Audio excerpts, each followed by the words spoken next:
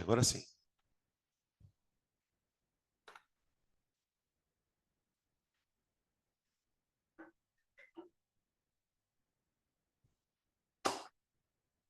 E não esqueçam das monitorias, tá, gente? Toda semana as meninas estão disponibilizando horário lá no grupo. Tanto a Nicole como a Camila, tá? Bom, o que faz lei de Newton, basicamente? A gente, quando estuda cinemática, de maneira grosseira, a gente aprende o seguinte: olha, você tem estudo dos movimentos. Você tem 4 situações possíveis para um corpo no que diz respeito ao movimento. Ou ele está em repouso, ou ele está em MRU, que é o movimento retilíneo uniforme, ou ele está em MRUV, opa, MRUV, que é o movimento retilíneo uniformemente variado, ou ele está em movimento circular, que é basicamente as curvas, né? Movimento circular, arremesso balístico, enfim. Beleza. O que as leis de Newton vão basicamente falar? Elas vão explicar em que circunstâncias cada uma dessas coisas acontece. E basicamente, para explicar isso, ele tem que criar o conceito de força.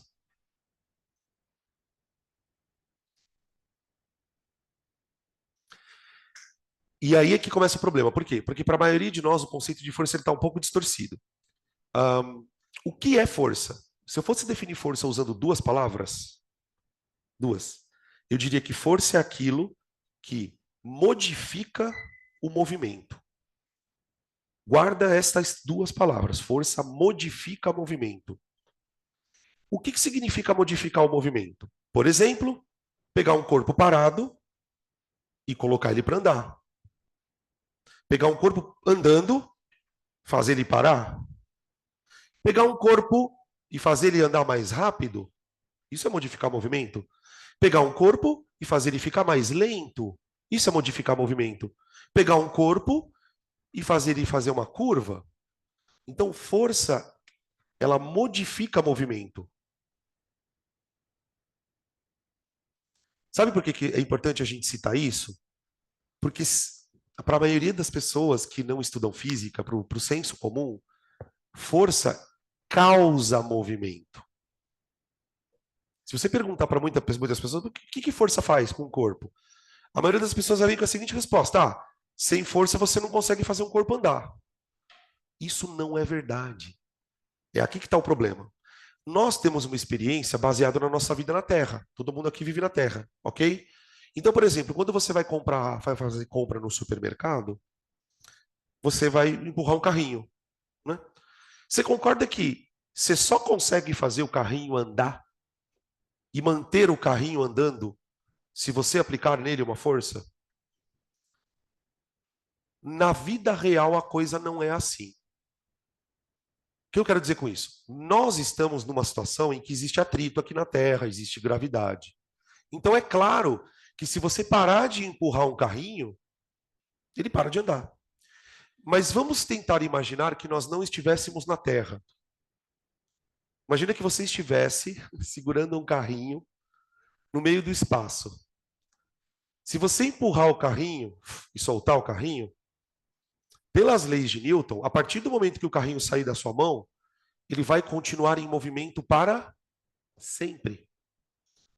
Por quê? Porque basicamente o Newton vai dizer o seguinte: olha, se força modifica movimento, você tem 2 opções.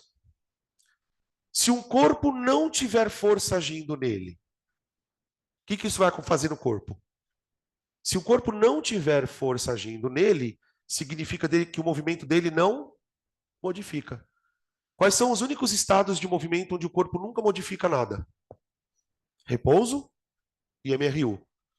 Então, a primeira lei de Newton, ela vai dizer o seguinte: se a força resultante num corpo for 0, ou ele está parado, ou ele está em movimento uniforme, retilíneo. Retilíneo. Porque aí ele não tem modificação de movimento. Isso é o que vocês chamam de inércia. O que é inércia para o Newton? A inércia é uma propriedade que as coisas têm. Qualquer corpo tem inércia. E o que é essa inércia? É a tendência de ficar em repouso ou em movimento uniforme.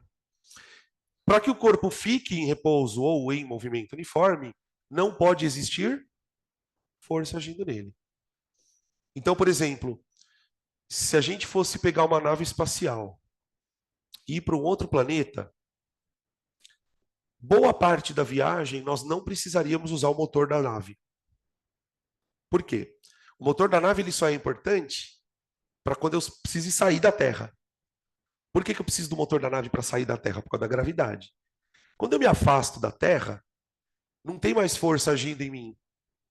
Então eu posso ficar em movimento uniforme. Então eu desligo o motor e deixo a natureza fazer o resto. As viagens que as sondas espaciais fazem para a Lua, agora recentemente teve a sonda chinesa, né, que pousou na Lua. Ela funciona assim, a viagem. Você tem lá um combustível, o combustível, gente, serve para duas coisas. Para fazer ela sair da Terra, depois para ela poder subir na Lua, da Lua, de volta. Porque a maior parte da viagem é feita em movimento uniforme, por quê? Resultante zero. Isso é a primeira lei, tá? Que eu chamo de inércia. Tá. A segunda lei vai dizer o seguinte, olha, e se tiver força? Bom, se tiver força, o movimento está modificando. Se o movimento está modificando, significa que tem aceleração.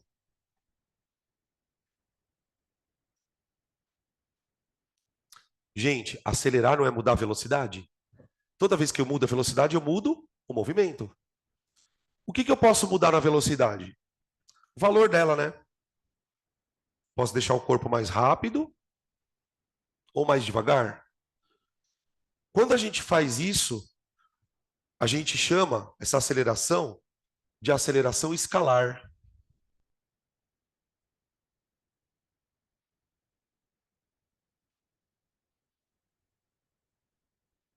A aceleração que faz o corpo ficar mais rápido ou mais devagar, ela se chama escalar. E existe uma outra aceleração que vai fazer o corpo virar. O corpo está andando para um lado, de repente ele faz isso. Oi! Essa aceleração, ela está atuando não no valor da velocidade, mas na direção. Beleza? Essa aceleração tem um nome bem especial. É a aceleração centrípeta.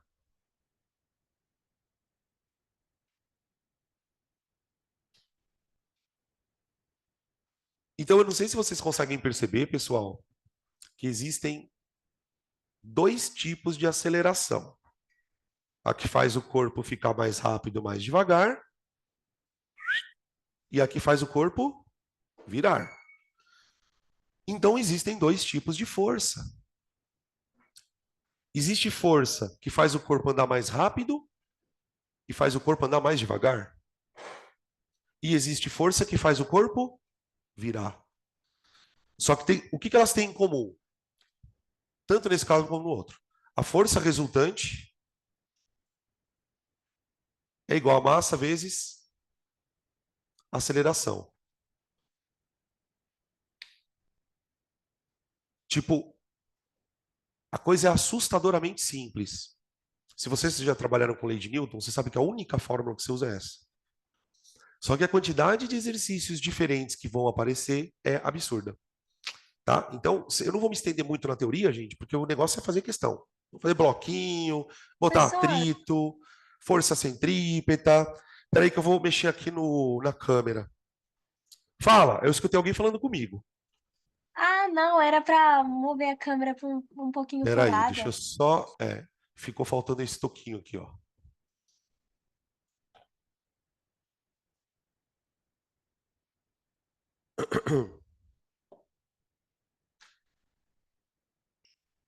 Pronto.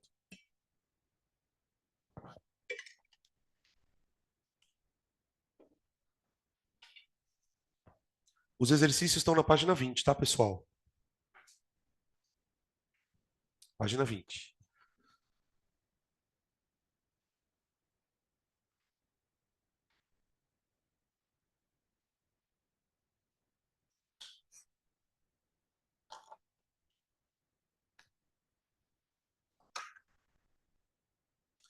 Eu vou fazendo na ordem aqui, mas se vocês em algum momento lerem alguma questão diferente da que eu estou fazendo e quiserem que eu faça, me fala, tá?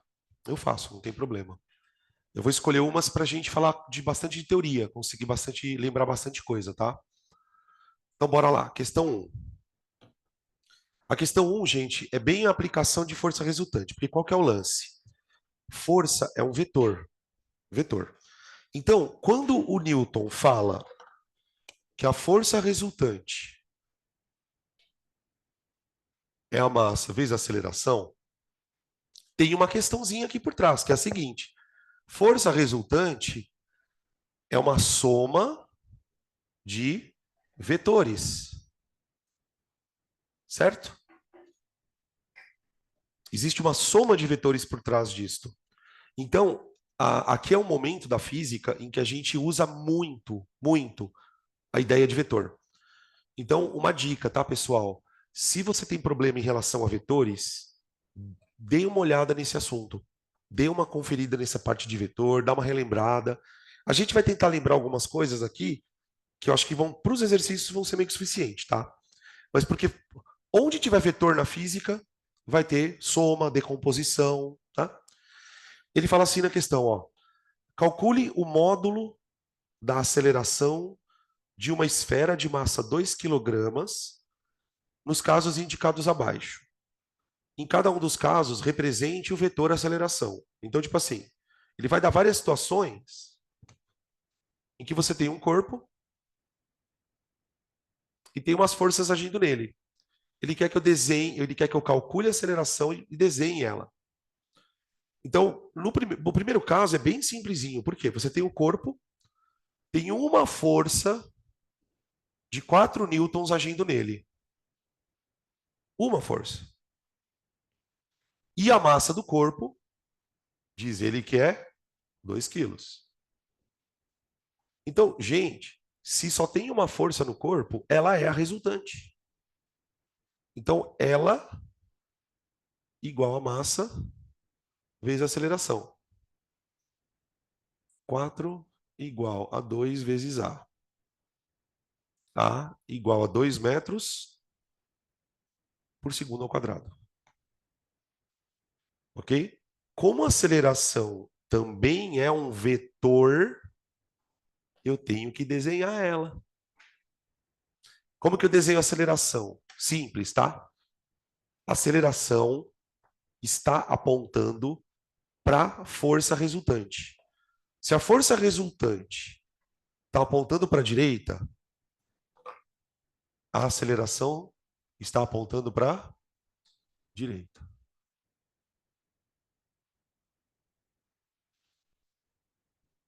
Tá bom? Então, o valor eu calculei pela força, pela fórmula. E o desenho do vetor tem que coincidir. Tudo bem? Olha a pergunta agora. Presta atenção e dica, não responde a primeira coisa que vier na sua cabeça. Esse corpo, ele está fazendo que tipo de movimento? Ou é MRU, ou é repouso, ou é MRUV, ou é circular. Bom, repouso não é, né?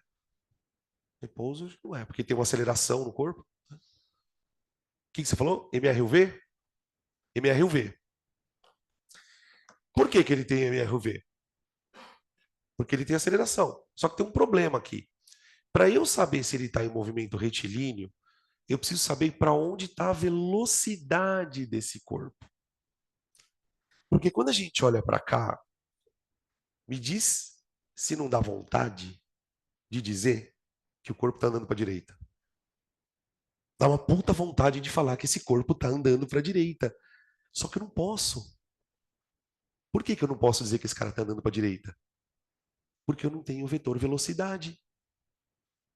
Então veja como as coisas mudam. Imagina que eu chegue e desenhe isso, e aí eu faço isso, ó. E agora? Ele está em movimento retilíneo? Tá. Porque a aceleração está no mesmo lugar da velocidade, ó. E eu posso ainda dizer mais, ele está em movimento acelerado.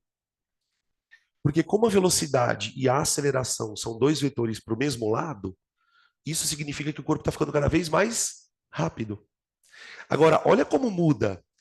Se eu faço isso, ó,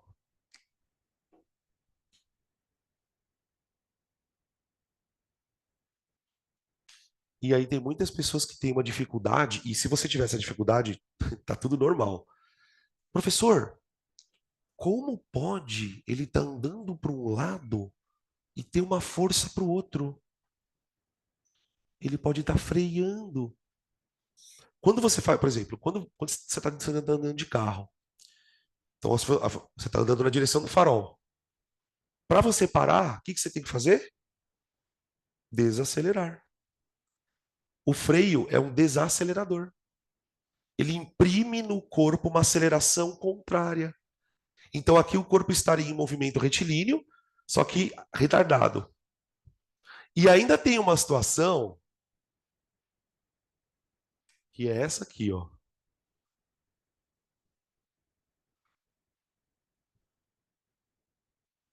E agora? Aqui é circular. O corpo está subindo, mas tem uma aceleração fazendo ele ir para a direita. Então ele está fazendo isso, ó. Nos movimentos circulares, a força e a aceleração estão sempre de maneira perpendicular, ó, para a velocidade. Porque a função delas é fazer isso aqui, ó. Então, nesse caso, isso aqui seria uma aceleração centrípeta. Tudo bem? Essa percepção é bem difícil da gente ter. Tá? A gente vai treinar nos outros itens e isso vai dar tudo certo. B. No B, ele pega duas forças de mesma direção em sentidos opostos.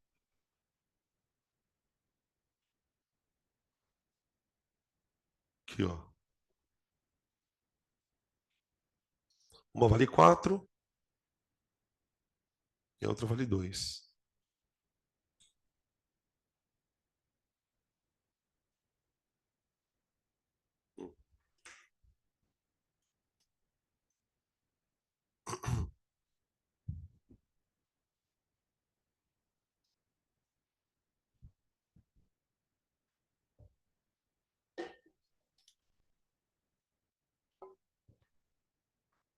Ó, a força resultante deu 2, né?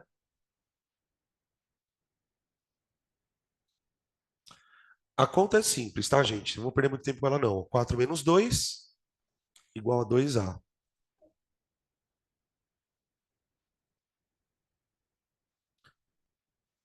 Tá bom? Para onde está a aceleração? A aceleração vai estar para onde tiver a força resultante. A força resultante não está para a esquerda. Então, tum.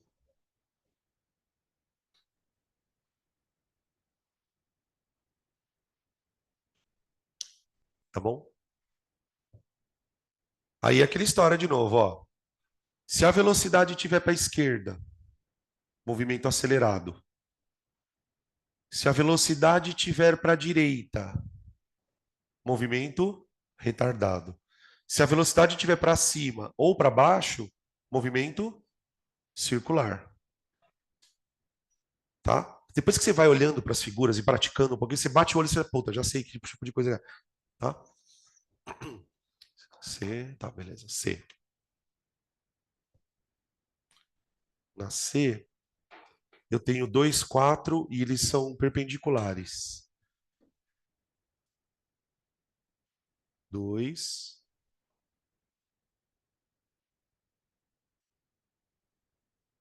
4. É 3? Ah, nossa, vixe. Desculpa, gente. Para dar o pitagórico, né? Ah, os caras foram espertinho aqui. 3, 4, 5. Aqui. Gente, quando a gente tem ângulo de 90 graus, a soma vetorial, ela não é uma soma de mais e menos. Ela envolve a parte de geometria. Então, primeiro, o vetor resultante, ele vai estar apontando para cá, ó. Ó. Isso aqui é a força resultante. Eu não sei como é que vocês aprenderam na escola, no cursinho. Eu, quando ensino soma de vetores, eu chamo isso aqui de regra do paralelogramo. Você coloca os dois vetores que você quer somar, né? Porque tipo, você vai ter que desenhar um vetor. Então você coloca os dois vetores com a origem no mesmo lugar e cria uma figura de quatro lados, ó, usando os vetores, né? Que a gente chama de paralelogramo. Tá? Nesse caso, o nosso paralelogramo é um retângulo, tá vendo? E o vetor resultante é a diagonal do paralelogramo. Só que neste caso, a diagonal do paralelogramo é uma hipotenusa. Então aqui, para eu calcular o tamanho desse vetor, que seria o módulo da força, né? Esse aqui, eu vou fazer o Pitágoras. O resultante ao quadrado é o F1 ao quadrado mais o F2 ao quadrado. Perdão. Como o triângulo é pitagórico, né, gente? Não vamos perder tempo, não. Deu 5. Pronto, e viva. 5 é a força resultante. Agora eu quero a aceleração. Bom, pela segunda lei de Newton, a força resultante é a massa vezes a aceleração. 5 igual a 2A. Ô, gente, eu estou sempre usando a massa em quilos, tá? A aceleração 2,5.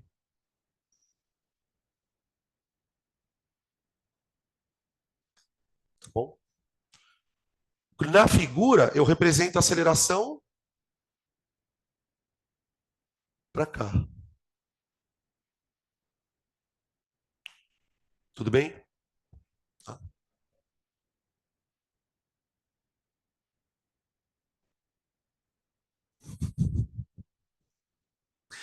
Ô, gente, agora vamos levar um pouco o nível da pergunta aqui.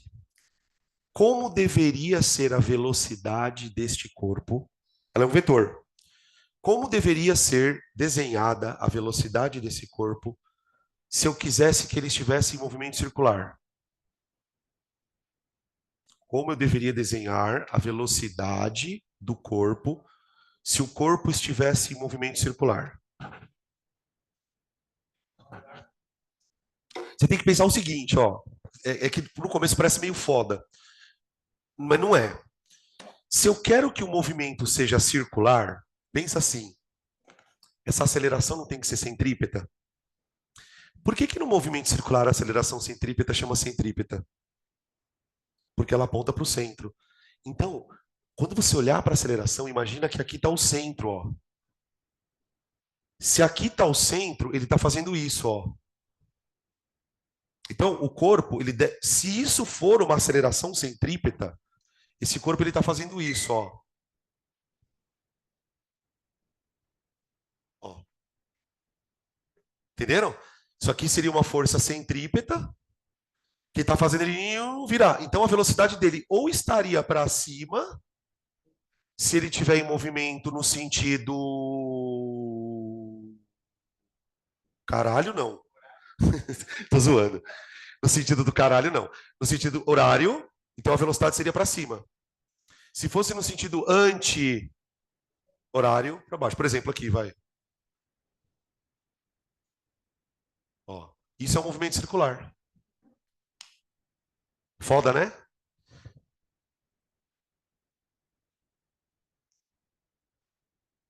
Agora, e se a velocidade tivesse para cá? Aí o movimento era acelerado. Que aí a velocidade estaria no mesmo sentido da aceleração. Tá? Próxima, D. Agora eu tenho os dois vetores são iguais e o ângulo é 120 graus. Ou coloca do ladinho dessa daí especial.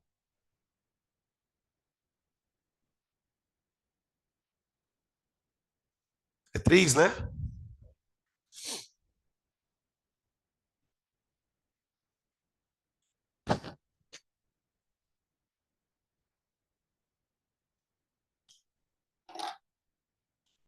Quanto dá 3 mais 3?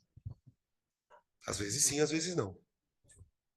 3 mais 3 pode dar 3. Quer ver? Olha só. Oh, desculpa. Calma, não tá bravo. 3 mais 3 pode dar 3, quer ver? Eu tenho um vetor de 3 newtons. Aqui está o corpo. Aqui tem um outro vetor de 3 newtons. Então tem duas pessoas fazendo força de 3 newtons aqui. Então quanto será a resultante? Vamos ver. Eu vou desenhar o vetor aqui por regra do paralelogramo. Então eu faço isso, ó. Desenho aqui uma paralela a esse vetor. Desenho aqui uma paralela ao vetor de lá. Nossa senhora, perdão. Uma paralela. Aqui, ó. Aí formou meio que um losango, tá vendo? Onde está o vetor resultante aqui? Ele faz isso aqui, ó.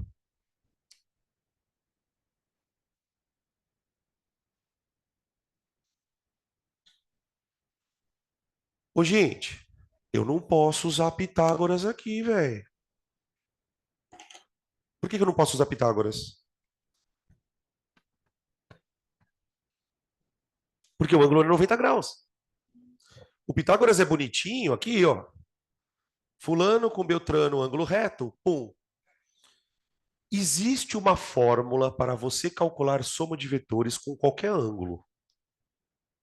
Qualquer ângulo. Inclusive o Pitágoras. A fórmula é assim, olha só.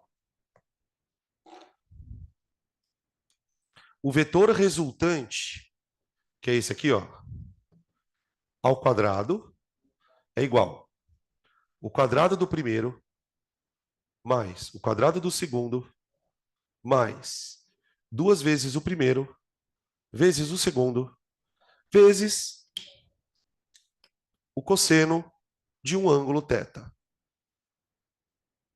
E adivinha que ângulo é esse? É o ângulo entre os vetores.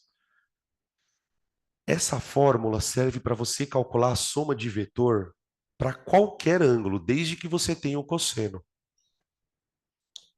Essa fórmula, ela se transforma no Pitágoras quando este ângulo aqui vale 90. Essa é a fórmula geral para a soma de vetor. Muito bem, o que eu vou fazer? Vou meter os números aqui e fazer a conta. Só que tem um problema. Que ângulo é esse? 120. Então, enquanto eu vou substituindo aí, dá um jeito de achar para mim o cosseno de 120. Dica: 60. Chato pra caralho, né? 60 no quadrante ali, do outro quadrante, tal, não sei o que, de 60. Ó, F1 ao quadrado, 3 ao quadrado, mais F2 ao quadrado, 3 ao quadrado, mais 2 vezes F1 vezes F2. Eu pus F1, F1. Aqui. 2 vezes 3 vezes 3 vezes cosseno de 120 menos meio. Menos meio. Menos meio. Quem é o primo do 120 no primeiro quadrante?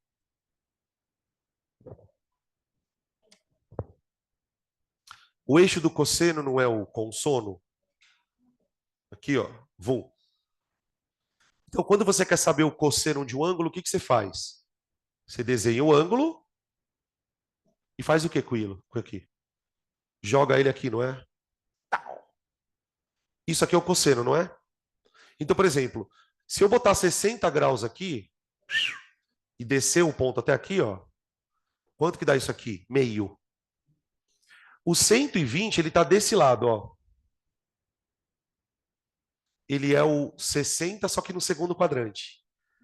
Então, o cosseno dele é o contrário do cosseno de 60. O cosseno de 60 é meio.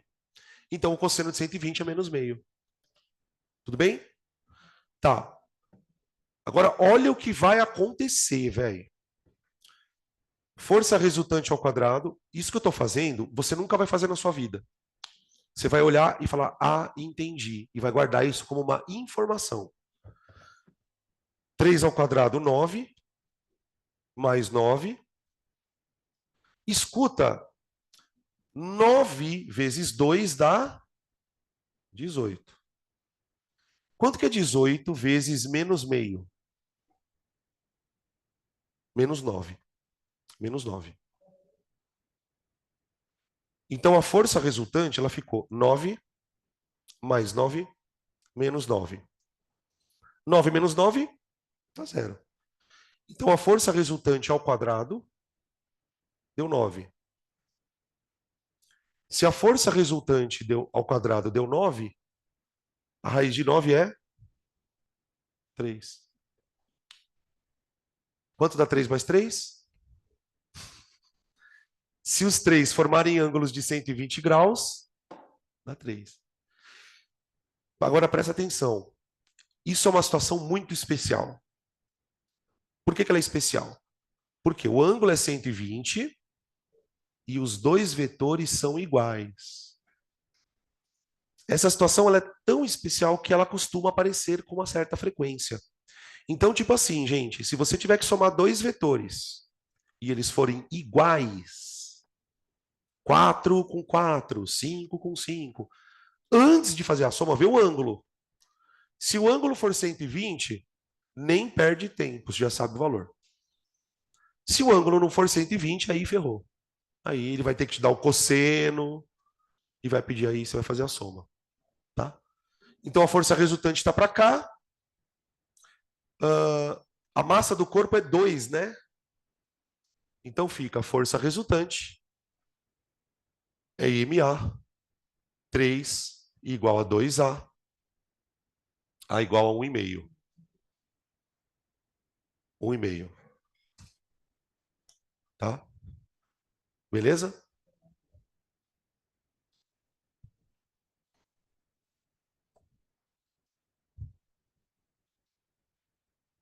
Vamos brincar com os bloquinhos? Bloquinhos.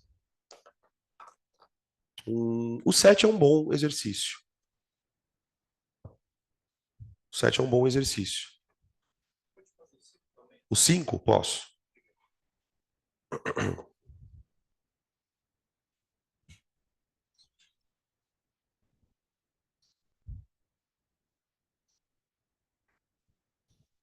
Deixa eu ver se o 5 mais curtinho, a gente já faz ele primeiro. Ah, tá. Eu vou fazer o 5, ele é mais curtinho.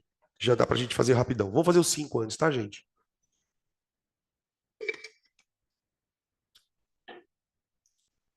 O 5, ele é uma questão super rápida e super difícil de perceber o que tem que fazer, na verdade.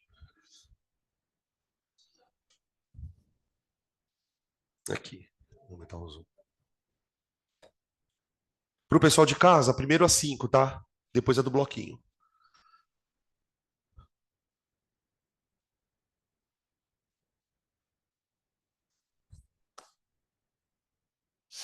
Na 5 ele fala o seguinte. Um veículo de 5 quilogramas descreve uma trajetória retilínea que obedece à seguinte equação horária. X igual a 3t ao quadrado mais 2t mais 1, onde S é medido em metros e T em segundos. Qual é o módulo da força resultante no corpo? Então é meio que assim, ó. Q5. Você tem aqui um corpinho que está em movimento retilíneo.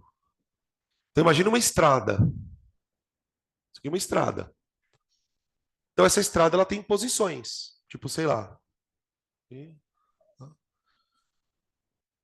Aqui eu vou colocar o sentido positivo da estrada. S em metros. Tá? E esse corpo, ele está com um movimento assim, ó.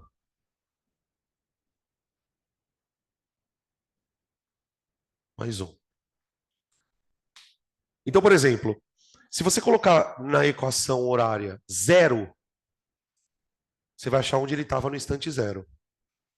Se eu colocar 1, eu vou achar onde ele estava no instante 1. Para cada tempo que você coloca aqui, você acha onde ele está. Acabou. E ele quer que eu calcule o módulo da força resultante. O que eu sei é o seguinte: o módulo da força resultante é massa vezes aceleração. A massa eu tenho. Ele deu para mim. Quanto que é? 5. Então, agora o problema é, eu preciso achar essa aceleração, cara. E é aqui que está a dificuldade da questão. Como é que eu vou achar a aceleração desse corpo?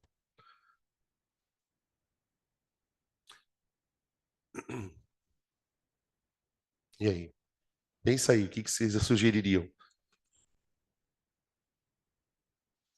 Qual que é a maneira que a gente tem mais fácil de achar uma aceleração? É fazendo um ΔV por ΔT. Seria o básico pensar nisso. Mas eu não tenho também a velocidade do corpo. E aí ele me deu essa equação aqui, né?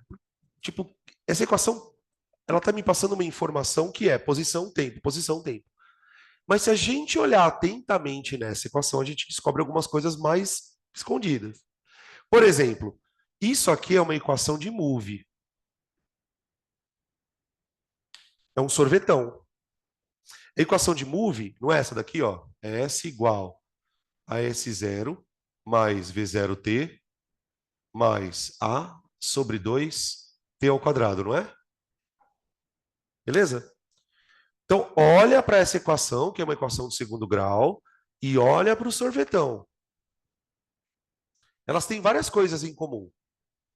Por exemplo, no meu sorvetão, tem um número aqui sem o t, tá vendo? Que é o 1. Tem um número 2 que está multiplicando t, e tem o número 3 que está multiplicando t ao quadrado. Olha no sorvetão. No sorvetão, quem é o número que está sem o t? É o S0. Então, olha que louco. Nessa equação, tem 3 informações para mim, de presente. Primeira, de onde o corpo partiu? Do 1. Isso aqui é a posição inicial, ó. O número que está multiplicando o t é o V0. Quem é o V0 aqui? 2. Velocidade inicial. E agora vem o que eu quero, o que eu preciso. O número que está ligado, que está grudado no t quadrado, o número que está ligado no t quadrado, ele é a metade da aceleração. Ó, o número que está ligado no t ao quadrado é a metade da aceleração. Pronto. E é isso que eu precisava. Por quê? Se a metade da aceleração vale 3, quanto vale A? 6. Pronto, acabou o problema. Acabou o problema porque agora eu consigo fazer a conta da força resultante. Eu volto aqui e faço a conta da força resultante. A força resultante, nesse caso, vai ser a massa do corpo, que é 5, vezes a aceleração, que é 6. 30 metros por segundo ao quadrado. Não, 30 newtons, perdão, gente. Desculpa aí. 30 newtons. Aí. Totalmente diferente do outro, né?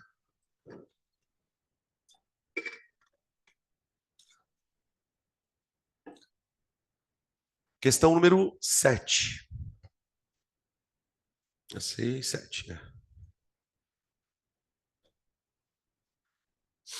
A questão número 7, pessoal, na verdade, ela é um resumão de como trabalhar com segunda lei, tá? Ela é uma questão que eu peguei de um livro, de livro mesmo, de ensino médio, tá? Que era uma questão meio que de fixação. Então ela tem um monte de itens, ela vai fazer a gente fazer um monte de conta. Uma das coisas que aparece bastante com lei de Newton, vocês sabem disso, são os problemas com bloquinhos. Bloquinho um em cima do outro, bloquinho um amarrado no outro, bloquinho pendurado em polia, bloquinho em plano inclinado. porque são os sistemas mais fáceis para a gente estudar a lei de Newton. E assim, claro que eles são problemas diferentes, mas existem algumas coisas que a gente precisa fazer em todos eles. Então, vamos tentar estabelecer meio que uma técnica de como eu resolvo o problema de bloquinho, tá? Na questão número 7, ele fala o seguinte, ó. Os blocos A e B de massa Mzinho e Mzão estão apoiados numa superfície perfeitamente lisa. Uma força horizontal de módulo F é aplicada ao bloco. Então aqui eu tenho um bloco. Lá no final do exercício, pessoal, ele vai dar os valores das massas, tá? Aqui, ó. Aí eu venho aqui e aplico uma força no sistema. É isso aqui, ó. Tá aí. Beleza? Lá embaixo, ele fala que essa força vale 12 newtons.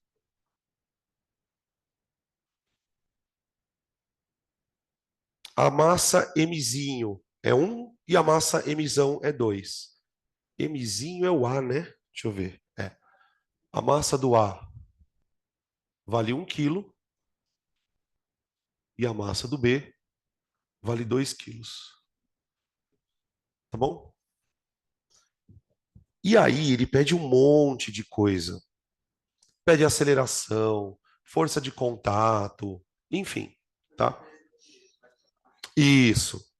Então, à medida que ele vai perguntando as coisas, a gente vai completando o desenho. Ele fala o seguinte no item A: o que que acontece com o peso e a força normal que agem em cada bloco? Vamos falar um pouco sobre isso. Gente, quando a gente está trabalhando com sisteminhas de blocos, a primeira coisa que a gente tem que fazer, e isso vai muito de treino, tá? Não é uma coisa que tipo você faz sempre tranquilo, é olhar no sistema e imaginar todas as forças que estão atuando ali. Porque o que que a lei de Newton fala? Ou a força resultante é zero, ou é diferente de zero. Então, eu preciso olhar para o sistema e ver quais são as forças que estão atuando em cada pedaço do sistema. Então, normalmente, o que que a gente faz? A gente, no meu desenho aqui, eu tenho dois bloquinhos, um grudado no outro, certo? Eu vou separar esses bloquinhos. Eu vou separar eles. Por quê? Porque aqui entre os dois blocos existe uma força escondida, que é uma força de contato entre eles. Então, para que eu consiga desenhar essas forças, eu, mesmo sabendo que os bloquinhos estão grudados, eu vou imaginar que eles estão separados. Então, eu vou fazer isso aqui, ó. Eu vou colocar aqui o bloquinho A e o bloquinho B mais afastado dele. Tá. Agora eu vou começar a desenhar as forças que eu conheço. A primeira força é a que ele deu no próprio exercício, 12 newtons. O corpo A, ele ainda está sujeito a outras forças agindo nele. Obviamente, uma das forças que age no A é a força peso.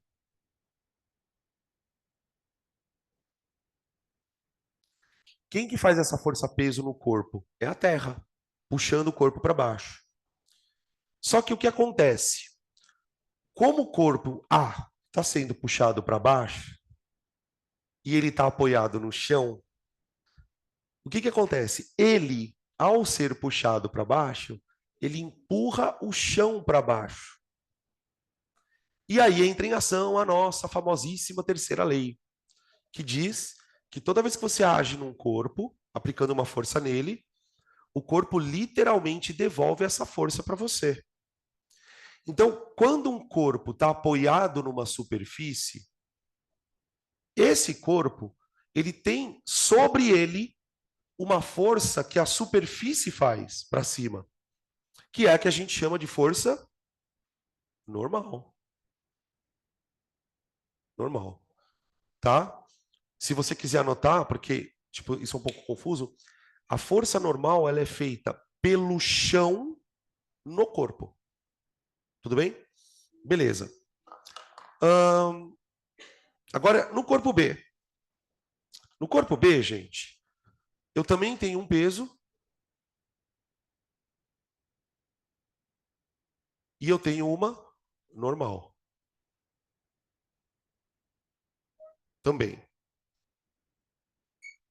E além de todas essas forças, a gente ainda tem uma outra situação. Por quê? A força de 12 newtons, ela está sendo feita diretamente no corpo A. Só que, quando a gente aplica essa força no corpo A, os dois corpos começam a se movimentar, certo? Então, existe aqui uma aceleração dos dois blocos.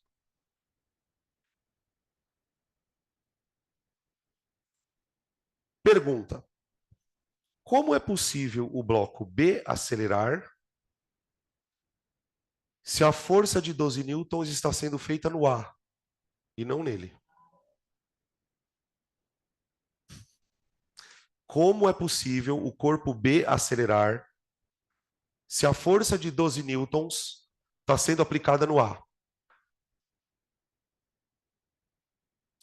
É o A que está empurrando o B. É simples. Quem está empurrando o B é o A. Então, o A exerce em B uma força que eu vou chamar de F minúsculo.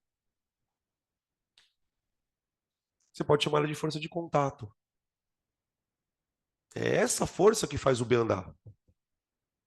Agora, se o A está empurrando o B, pelo princípio da ação e reação, que é a terceira lei, o B também tem que empurrar o A para o outro lado. Aqui. Isso que a gente está fazendo aqui, gente, o pessoal chama de diagrama de força. Você vai desenhando todas as forças que estão agindo no corpo. E aí o nosso trabalho é pensar o seguinte: será que essa resultante dá zero? Ou será que essa resultante dá diferente de zero? É basicamente essa a ideia. Tá? Até aqui tudo bem? Oi. Que F, o Fzinho? Eu acho difícil. Eu acho difícil. E eu vou te explicar por quê. Eu vou te explicar e depois a gente vai perceber nas contas. Esse 12, você pode olhar para o sistema e pensar assim: 12 newtons está acelerando tudo isso ao mesmo tempo. Você pode enxergar isso aqui como um corpo só. Faz de conta que esses dois corpos estão presos. Então, 12 newtons acelera 3 quilos. Tá. Se essa força fosse de 12 newtons, essa força está acelerando quantos quilos? 2. Mas ela tem que dar a mesma aceleração do grandão. Então ela não pode ser 12. Se essa força for 12, vai acontecer uma coisa bizarra. A hora que você começar a empurrar isso aqui, se a força aqui no meio for 12, esse bloco vai sair fugindo. Isso não vai acontecer. Você vai ver na hora que eu for fazer as contas, tá? Bom, feito isso, o que normalmente você vai fazer? Eu preciso descobrir essa aceleração aí, velho. Ó, eu preciso descobrir essa aceleração. E a única fórmula que eu tenho é força resultante é igual a massa vezes aceleração. Tudo bem? O que eu faço nesse momento, então? Se força resultante é massa vezes aceleração, vamos escolher um bloquinho e tentar aplicar essa fórmula para ele. Lembre-se que os dois bloquinhos estão andando juntos, embora nós tenhamos desenhado eles em separado. Tá. Vamos fazer para o bloquinho A. Bloco A. Gente, para onde está a aceleração do bloco A? Para a direita, não tá? Se a aceleração está para a direita, isso significa que a força resultante tem que estar para a direita também. Espera um pouquinho. Então, se a força resultante tem que estar para a direita, a normal e o peso se anulam. E aqui também, ó. Não preciso nem perder tempo. Tá. Agora vamos olhar para as forças aqui. Se a aceleração é para a direita, quem é maior? 12 ou Fzinho? Entendeu?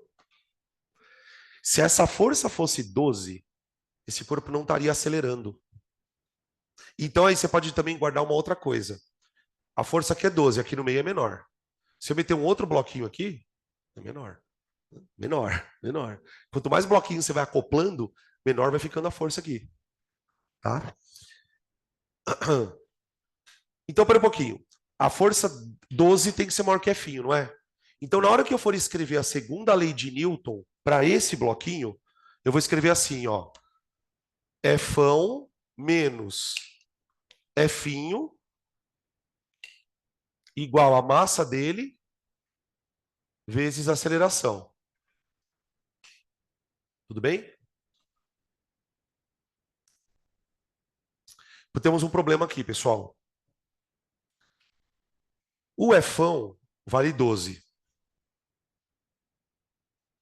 A massa eu tenho. Só que aqui eu tenho duas incógnitas, ó. Eu não sei quanto vale o F. Eu sei que ele é menor que 12, né? E a aceleração eu também não sei. Então, uma equação que tem duas incógnitas, esquece. Você não vai resolver ela. E aí, o que a matemática ensina? Quando você tiver uma equação com duas incógnitas, uma maneira de você descobrir as incógnitas é procurar uma outra equação e criar um sistema.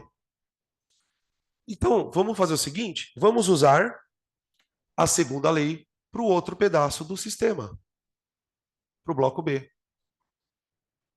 O bloco B também está acelerando, então ele tem que ter uma segunda lei de Newton para ele. Para ele. Vamos lá. Agora esquece o bloco A. Esquece o bloco A. Bloco B. Quem é que está acelerando ele? O F. Só ele. O peso e a normal, tchau. Só o F está acelerando ele. Então, para o bloco B, a força resultante é o F. Ele é igual a massa vezes aceleração.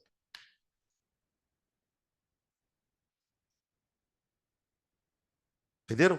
Eu peguei o sistema, olhei para o sistema, eu sei que o sistema todo está andando, mas eu dividi o sistema em partes. E apliquei a segunda lei para todas as partes, porque está todo mundo andando junto. E aí eu chego num sistema aqui, ó. Uma forma de você resolver o sistema é o F, ele vale M vezes A, não é? Você já poderia substituir o F aqui, ó. Ou então, que os matemáticos gostam de fazer mais, é soma as duas equações. Soma. A hora que a gente somar essas duas equações, uma das incógnitas vai, puf, sumir. Meu Deus. Ó, tá vendo que aqui em cima tem menos F e aqui tem mais F? A hora que eu somar, tchau. Então, a equação, a soma do sistema é Fão. Isso aqui vai embora, ó. Tá? Aí fica MA vezes A mais MB vezes A. Tudo bem? Agora presta atenção aqui porque vai rolar um insight. Eu posso colocar o A em evidência aqui, não posso? Posso. Então fica assim, ó. F igual a MA mais MB vezes A. Agora eu consigo achar a aceleração. Porque eu tenho Fão, que vale 12, igual MA mais MB, que é 3 vezes A. Certo? Aceleração deu 4. Uma vez que eu descubro a aceleração, eu posso substituí-la em qualquer uma das duas equações do bloco A ou B para achar quem? O F. Eu normalmente substituo na equação mais fácil de resolver. Porque as duas são bem tranquilas, né? Ó, substituir na equação B.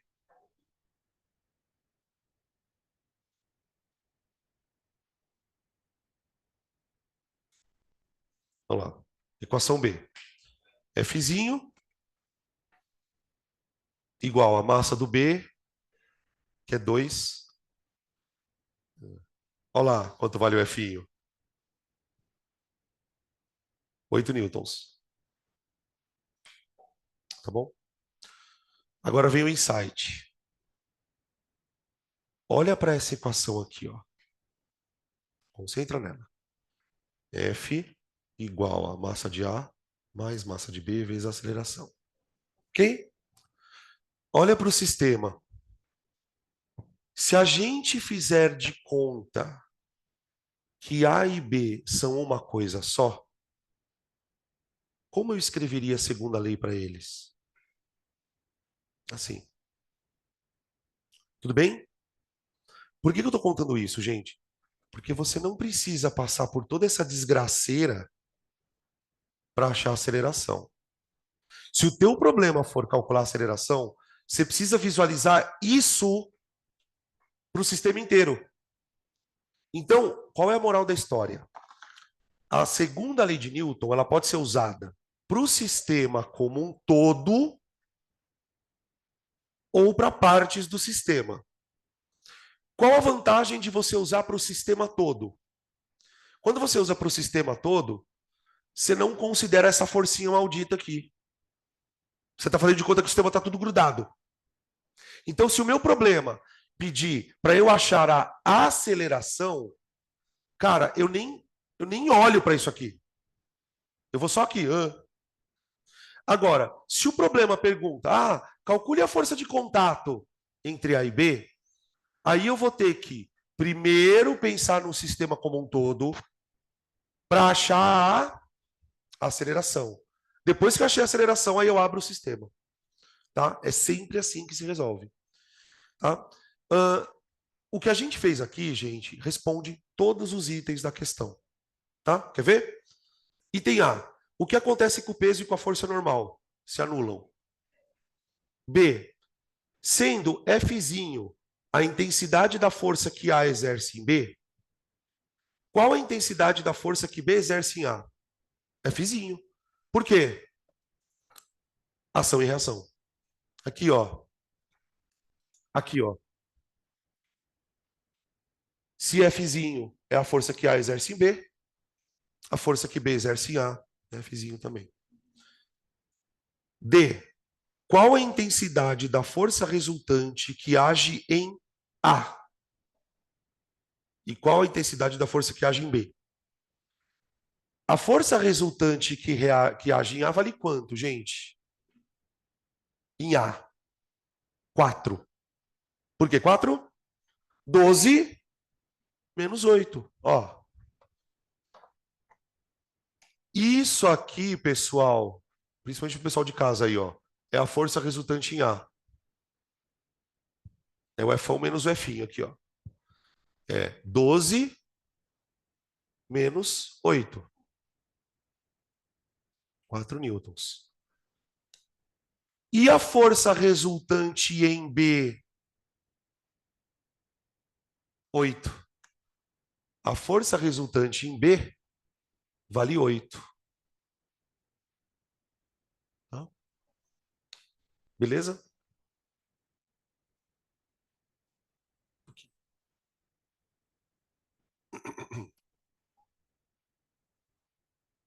Outra.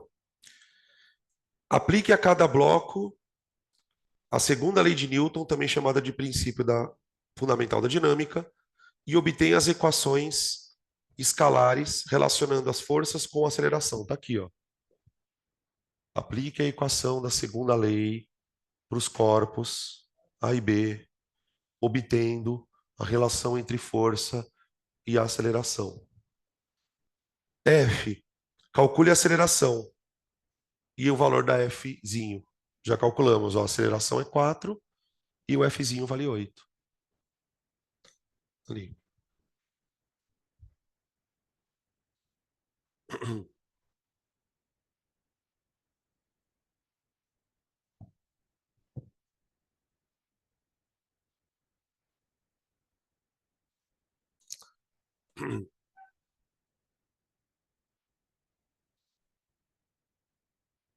Vamos colocar um atritinho. 11. 11 não, 10, perdão, gente. 10. 10.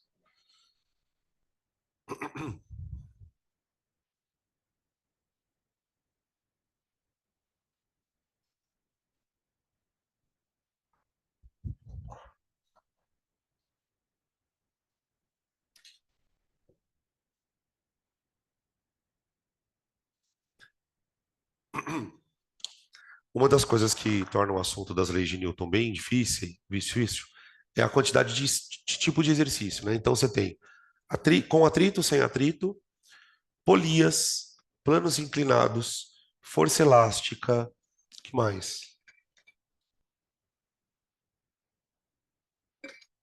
Exercícios envolvendo força centrípeta também, tá?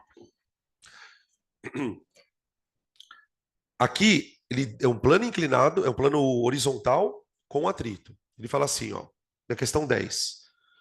Um bloco de massa 5 quilogramas, apoiado numa superfície horizontal, é submetido a uma força F. Sabendo que o coeficiente de atrito estático entre o bloco e a superfície vale 0,3, o coeficiente de atrito cinético vale 0,2, faça o que se pede a seguir.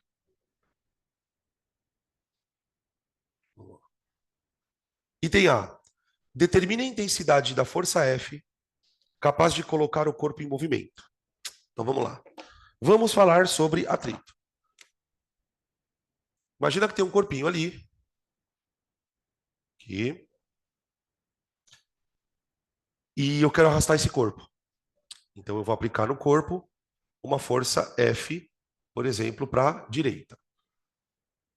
Ô, gente, se você já tentou arrastar qualquer coisa na sua vida, você sabe que não é com qualquer força que você arrasta as coisas. Isso é meio óbvio. Você vai arrastar um objeto que está mais pesado, você vai ter que fazer uma força para tirar ele do repouso, certo? Essa força, que é a força necessária para tirar o corpo do repouso, ela se chama força de destaque. Destaque, tá? Força de destaque. Gente, uma coisa importante, isso pode parecer contra-intuitivo. Imagina que isso aqui seja um elefante. Se não tivesse atrito no chão, qualquer criancinha conseguiria empurrar o elefante. Por quê? Porque se não tem atrito no chão, qualquer força que você der no elefante, ele vai fazer o quê? Ele vai embora. Claro que, como o elefante é maçudo, se uma criancinha vier empurrar o elefante vai acelerar bem pouquinho. Mas na ausência de atrito, qualquer miséria de força tira o corpo do movimento, do repouso. É que para a gente isso é humanamente impossível pensar nessa condição, porque a gente não consegue aqui. O máximo que a gente chega perto disso é tudo estar no patinação no gelo. Mas o atrito existe ali. Tanto é que você para, né? Por mais que você fique lá no gelo paradinho, você vai parando. Então, essa força de destaque, eu vou escrever assim, ó. Ela é o menor valor de F, o menor valor de F para tirar o corpo do repouso.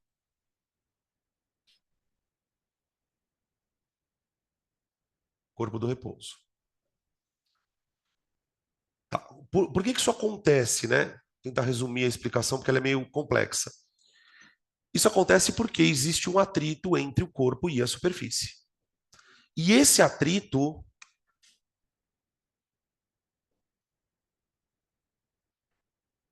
ele tem um comportamento meio bizarro. Como assim? Quando o corpo está parado, esse atrito se comporta de um jeito. Quando o corpo está em movimento, esse atrito se comporta do outro. Para calcular o atrito que o corpo sofre, a gente usa essa formulinha, vocês devem lembrar. Ó. O que é esse N aqui? Ó? É a força de contato do corpo com o chão. Anormal. E esse Mi aqui, gente, é que é a treta do negócio. Ele é chamado de coeficiente de atrito.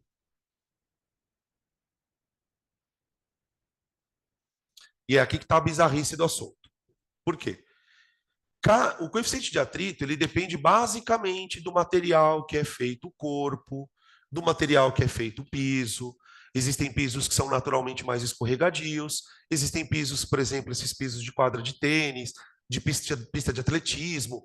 Pode chover que o piso continua aderente, né? Então existe ali um material e esse material vai ter um coeficiente de atrito. Só que o problema, gente, é que todo material, borracha, azulejo, cimento, grama, todo material tem dois coeficientes de atrito. Um coeficiente de atrito chamado de estático e outro chamado de cinético. Isso é bizarrice. O coeficiente de atrito estático é o coeficiente que o chão te oferece quando você está tentando tirar o corpo do repouso. Quando você está tentando tirar o corpo do repouso, o atrito ele reage no sentido de tentar te segurar. Esse coeficiente de atrito estático no exercício diz que vale 0,3. Só que daí o que acontece? Para eu conseguir tirar o corpo do repouso, eu preciso fazer essa força aqui, não é? Se eu conseguir tirar o corpo do repouso, se o corpo estiver escorregando no chão, entra em ação um outro tipo de atrito. E esse outro tipo de atrito, ele é um pouquinho menor que o estático, curiosamente. Então, o coeficiente de atrito cinético eu uso para quando o corpo está em movimento. O coeficiente de atrito estático eu uso para descobrir qual é a maior força que eu preciso fazer. Por quê? Para tirar o corpo do repouso, para tirar o corpo do repouso,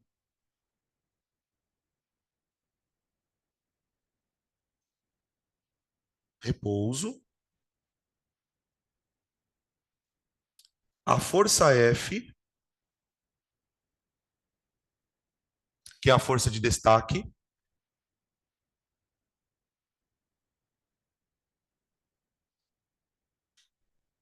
deve ser superior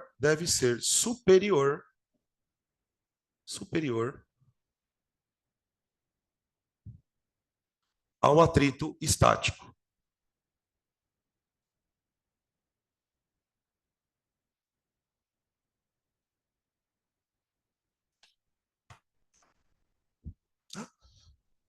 Tá aqui. O atrito estático, ele é uma espécie de atrito de bloqueio. Para você conseguir fazer o corpo deslizar, a força que você tem que aplicar é maior que o atrito estático. Tudo bem? Isso tipo, vamos dizer assim, eu ia falar preconceito, mas é preconceito mesmo, é um pré-conceito para você resolver questão de atrito. Você tem que saber que existem dois atritos. O atrito que é, vamos dizer assim, que segura o corpo parado e o atrito que o corpo te dá depois que você já arrastou ele. Tá? As perguntas do exercício vão muito direcionar a gente para esses cálculos. Tá? Olha só. Item A. Determine a intensidade da força capaz de colocar o corpo em movimento.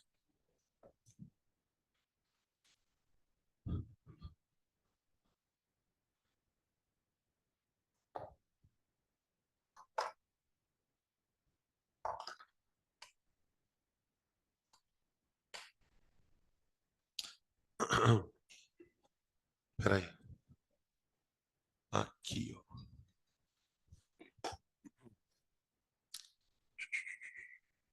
Bom, a força capaz de levar o corpo para o movimento, a força de destaque,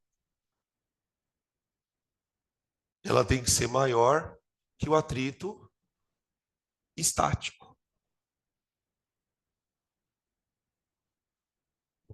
Então vamos calcular o atrito estático. O atrito estático do corpo é o coeficiente estático vezes a normal. Tá? Gente, nesse caso, o corpo... Vou desenhar aqui no cantinho, só para não mexer na câmera, tá? O corpo está num plano horizontal. Ele tem um peso e tem a normal. Certo? Nesse caso, o peso anula com a normal. O que eu quero dizer com isso? A normal é igual ao peso. Isso aqui, ó, é igual ao peso. Então, o atrito estático do corpo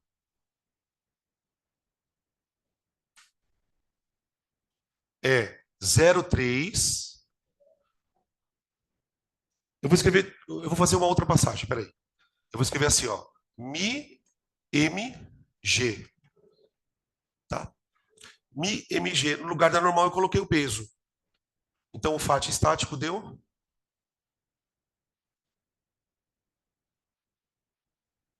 0,3 vezes... eu perdi aqui. 5 quilos. Então, é 5 vezes 10. 50 vezes 3. Vezes 0,3, perdão. Estático. 15. Então, é o seguinte. Se eu quiser tirar o corpo do repouso, eu preciso fazer uma força maior que 15 newtons. Tá bom? Se a força for 15 newtons, se F igual a 15 newtons, a gente costuma dizer na situação que o corpo está na iminência de movimento. De movimento. Se F for maior que 15 newtons, movimento. Entenderam? E se eu aplicar 12 newtons? Aí não anda. Não anda. Não anda. Está travado.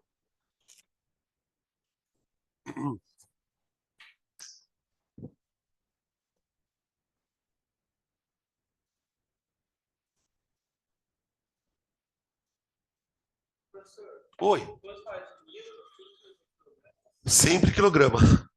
Para Newton é sempre quilograma. E força é uma das poucas unidades na física que só tem em Newton, né? Não tem outras variações. Então a massa é sempre em quilograma.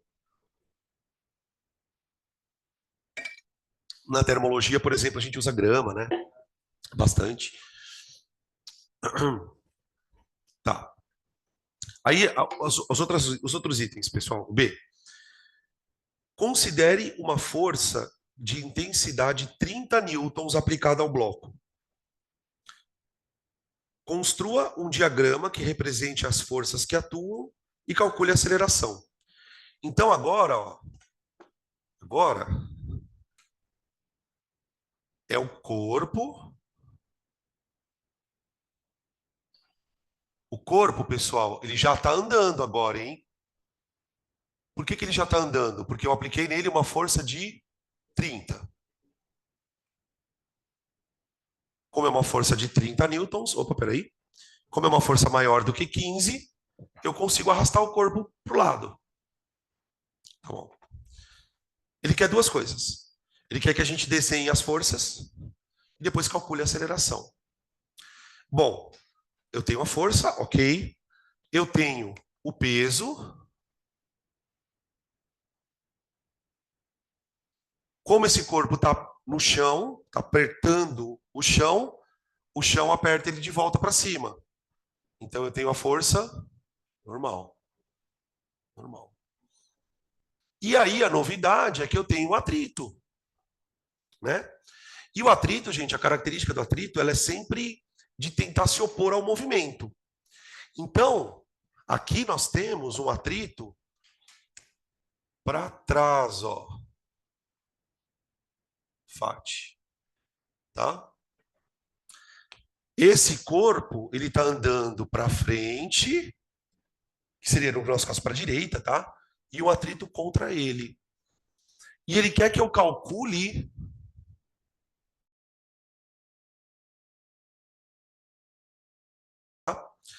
aí, gente, não tem a única fórmula que a gente tem é força resultante. Só que aqui que está o problema, quer ver, ó?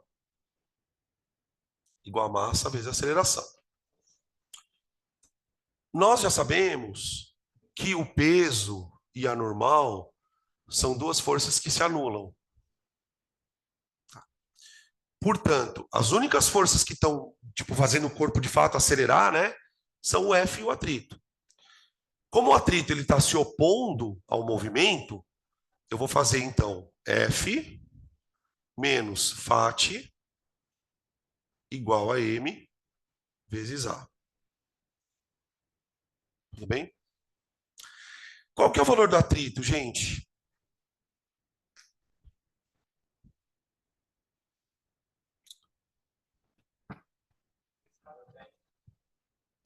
O único valor que você não pode colocar aqui no atrito, ó, é o 15. O 15 é o valor do atrito quando o corpo está parado, não é? Esqueci o controle aqui, peraí.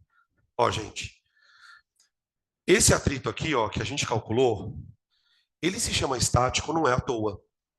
Ele está atuando quando o corpo está em repouso. Esse atrito é o atrito que tem que ser vencido para o corpo começar a andar. Uma vez que o corpo está em movimento, o atrito que eu vou colocar aqui, ó, não é mais o estático, é o cinético. Tá bom? Por isso que o exercício deu dois coeficientes de atrito, 0,3 e 0,2. Então eu faço a conta normalmente, só que agora eu não vou usar o atrito estático. Tá? 30 menos. Atrito cinético, Mi, MG, só que no G, no Mi eu ponho o cinético, igual a MA. Ó. 30 menos Mi vezes a normal, igual a massa vezes a aceleração. Então vai ficar 30 menos. O Mi deu 0,2.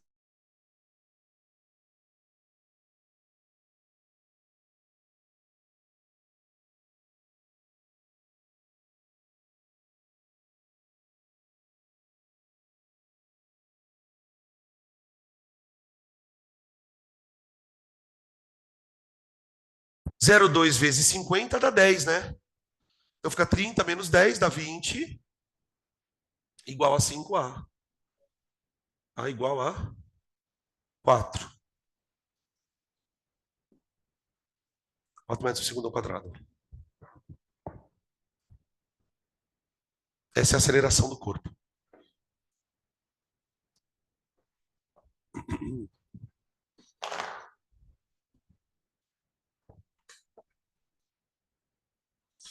Certo, gente? Vamos tomar aquele café, respirar um pouquinho. Tá? Às 16h45 a gente volta.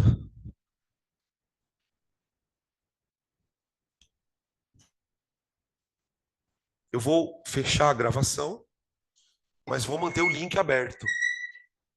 Tá?